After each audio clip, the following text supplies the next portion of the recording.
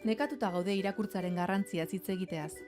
Gure aurreta gazteek zenbat irakurri, zer irakurri eta zenbatero irakurri behar duten hitz egiteaz.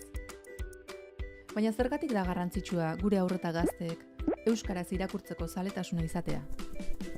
Haurraren garapena eta literaturaren gozamena erabat lotuta daudelako. Alde handia dagoelako, plazerez irakurtzaren eta bete beharrez irakurtzaren artean.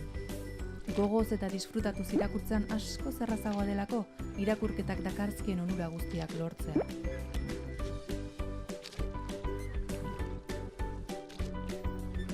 Beraz, irakurtzaletzeko bide egokienarekin jo behar dugu. Gure ikasleak irakurtzera behartzea, irakurritakoaren inguruko lan edo azterketa bat eginaraztea, eta haur eta gazteen gustuei kasu ez egitea, ez dira irakurtzaletzeko bidea. Beraz, motibatuak dauden eta irakurketarako grinatuten irakasleak behar ditugu. Baina esan dezagun egia, gaur egun irakasleak lan eta proiektuz gainezka daude eta ez dute irakurtzeko astirik.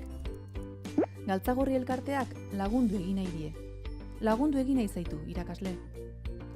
Horretarako, Eusko Jaurlaritzaren hizkuntza politikarako sailburuordetzaren laguntzarekin, irakasleentzako irakurtzaletasuna sustatzeko lantegiak proiektua abiatu du 2018an. Galtzagorri elkarteko profesionalak EAEko HH, LH eta DBH-ko hezkuntza zentroetara joango zaizkizue bisitan, irakasleekin lantegi praktikoa egitera. Gehienez ere, 2 ordu zuzatuko den urteroko saio bakar batean, liburu zoragarriak erakutsi eta hauekin ikasleak irakurtzaletzeko landu ditzakezuen estrategiaz mintzatuko zaizkizue.